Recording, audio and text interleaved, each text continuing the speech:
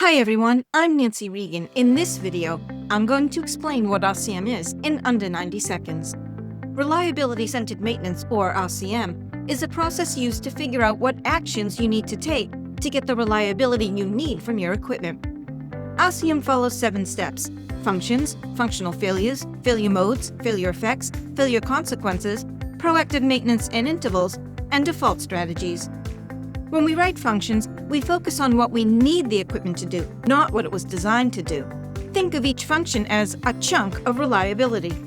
In step 3, we identify failure modes, specifically what could cause the loss of those functions. The rest of the RCM process helps us to decide how to manage each failure mode.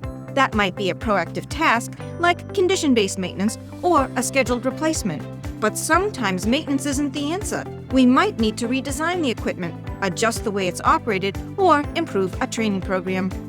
RCM is not a maintenance plan. It's a structured process that helps you decide what proactive maintenance and other actions will give you the reliability you're after. I'm Nancy Regan. Thank you for watching.